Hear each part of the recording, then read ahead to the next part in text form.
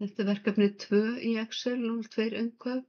Þetta er síða 1. Ég ætla að setja inn formúlur hér. Þetta eru 2 kíló af kartöflum og verð á kíló er 580 krónur. Þannig ég margfalda saman þessar tvær tölur.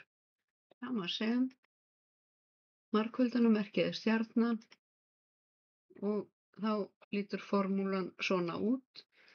Ég ætla að ýta á Ctrl og Enter. Ef ég ýta á Enter þá fer ég í þessa línu og þarf að fara aftur hingað upp, þannig að lítið fyrir mig með því að gera þetta svona og afrita formúluna niður í D7. Nú ætlum við að leggja þessar tölur saman og erum við stödd hér í D8. Ég fer hér í summufallið og hún segir, þetta er summan af D3 til D7. Nú ýti ég á Enter, af því ég ætla ekki að afrita þetta neitt niður. Afslátturinn er 8%, þannig að ég margfalda 8% með þessu. Þannig ég segi sama sem þessi tala hér, sinnum þessi tala hér og Enter. Afslátturinn er 934 krónur og hvað á ég þá að borga? Ég á að borga 11.669 krónur og dreg afsláttinn frá. Þannig að ég á að borga 10.736 krónur.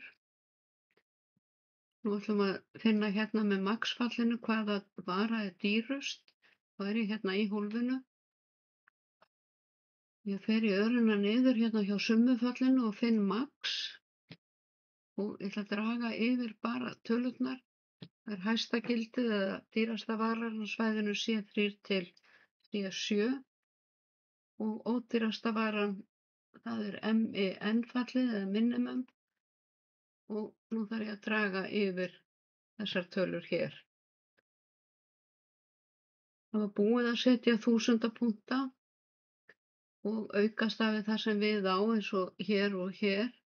Þannig ef þið þurfið sjálf að setja 1000 punkta þá verðið að passa að setja ekki yfir prósentuna og hafa aukastafið eins og þarf.